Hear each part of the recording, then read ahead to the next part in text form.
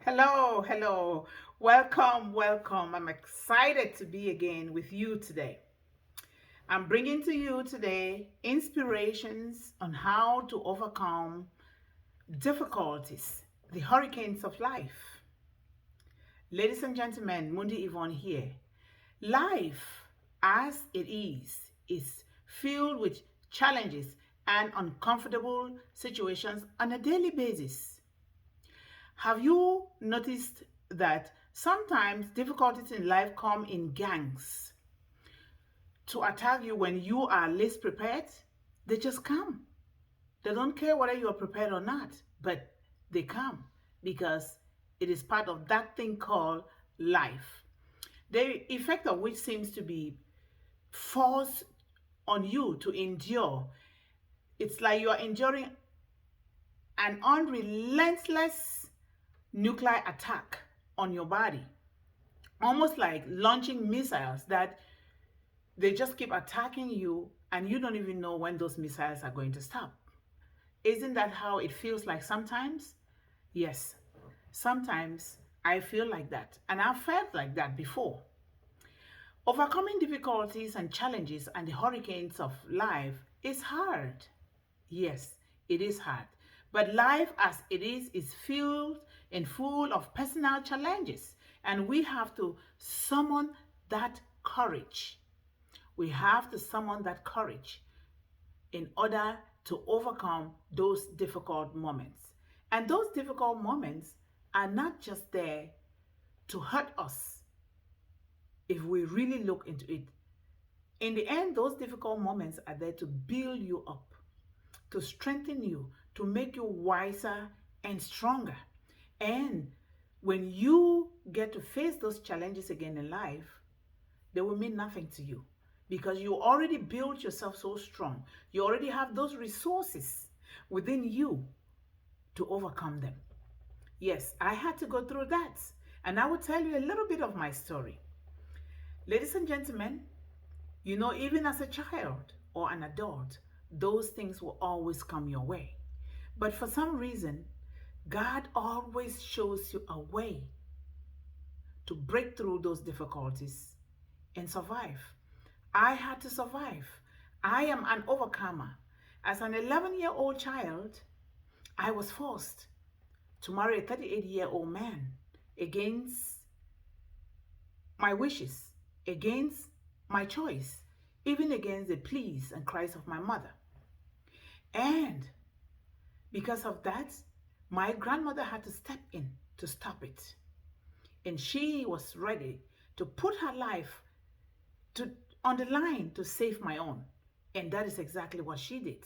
And because this happened and I didn't get to marry that man, I was rejected and abused by my father and his family. And that is a biological father. And so I was terribly abused as a child. I bear scars on my head, on my arms, all over my body of what I went through. And so, ladies and gentlemen, at one point I was forced because I refused to marry the person whom my father wanted me to marry, and purposely for money. He wanted to sell me out for money. And because I refused, I was forced to live in the bush among animals. I was every 12 midnight, he will come into the kitchen where I was sleeping and force me out to get out of his compound. And so I will go into the bush. The very first time I had to grope my way around the village to this mother's home. This mother took me with a bush lamb and took me to my grandmother's house. But my father found out and threatened the entire village, including my grandmother, that anybody who takes me in, he is going to deal with them. He will kill them. And so he was a terror to the village, and nobody would take me in. So the bush became my home. And it's the rest, it's only God who knows how I fed myself and how I slept. And nothing happened to me. Even I slept among the snakes. I heard them crying, rattling. Nothing happened to me. Ladies and gentlemen, it is God who saved my life. The life of others, other children who were going through the same thing like me, some of them are gone. Even my brothers, they passed because of intense abuse and rejection. They couldn't support it. But because I supported it, now my mission, my vision, my purpose, and my assignment is to fight for women and children, is to fight for everybody, the rejected, the abused, the abandoned, because I have tested hunger, poverty, homelessness. I have tested rejection and abuse. I have tested squalor, dirt of all kinds, and I know what it means. And so, my mission until I die is to fight for the cause of the rejected, the abused, the abandoned, the homeless, the poor, especially as it pertains to women and children, because that is my story. The story that my mother had to endure for years with her children, some of whom are no more.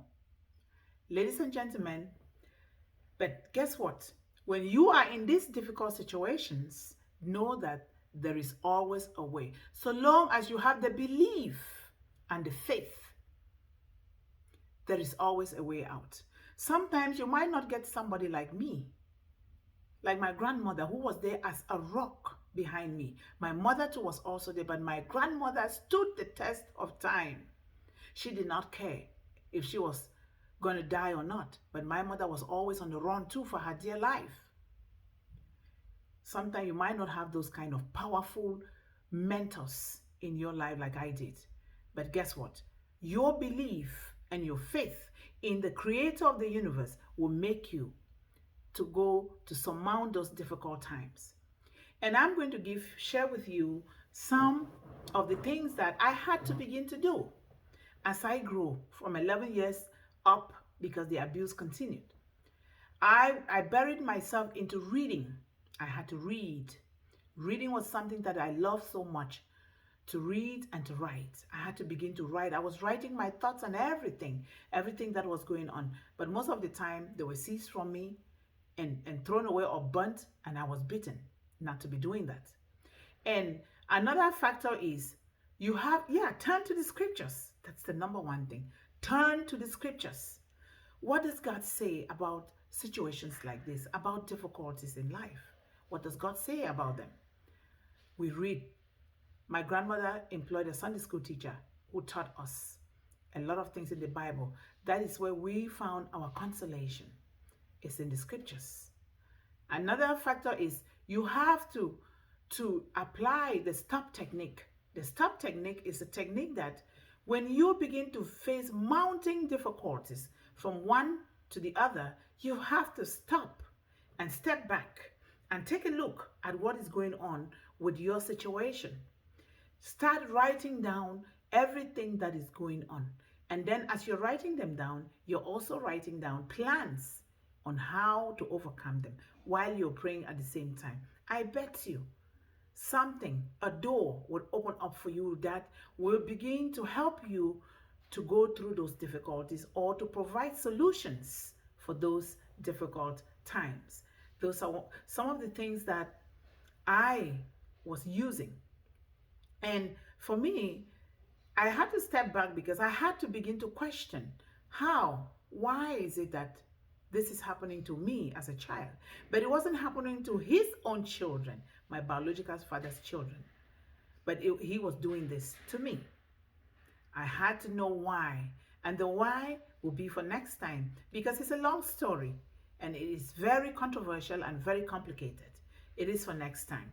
And then another technique to apply is acceptance. You have to learn to accept your difficulties. When you accept them, now your mind will open up wide for you to begin to look at some of the solutions that are available.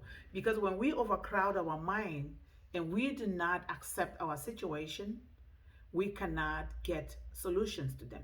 We have to accept it, acknowledge it, that it is happening, and then we begin to look for solutions. Because, for instance, if you're sick, you don't go to the hospital. The doctor will not know what you're sick of.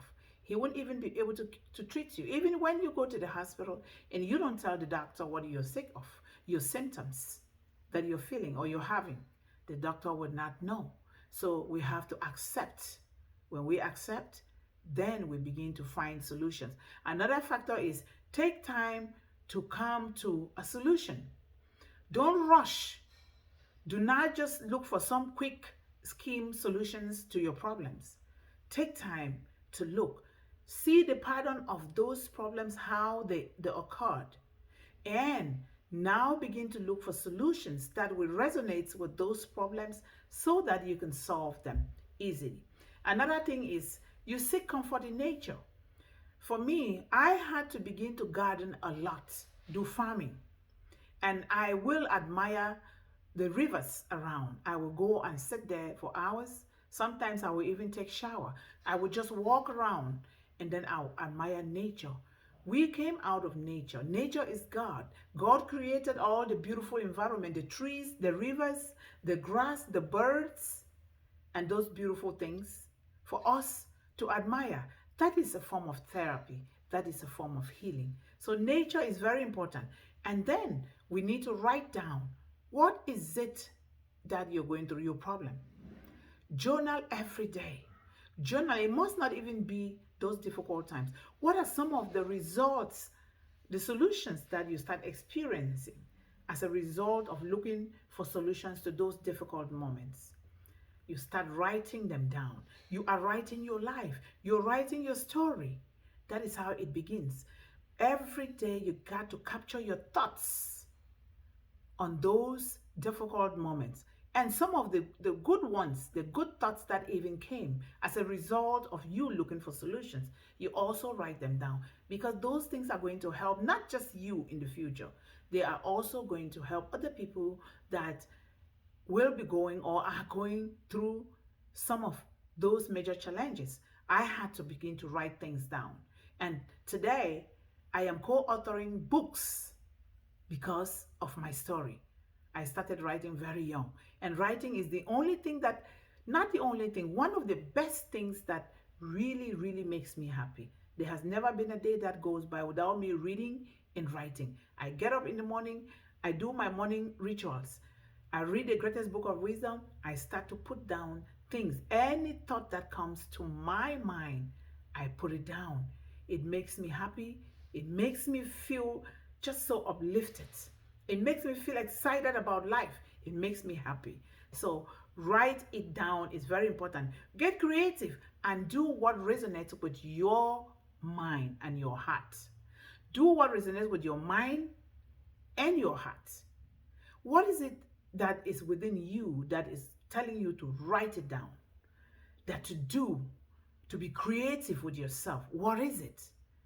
That is what God has put in you to do, which is your gift. You were born with it. And that is what you begin to do. It doesn't matter what it is. You don't have to have degrees. You don't have to have a big sum of money or money at all to even do some of those things. You have to start small and begin to do that one thing or two that God has put within you, because that is what you were born with to do, and you begin to do them. Listen to music. I love dancing. I love listening to music, gospel music.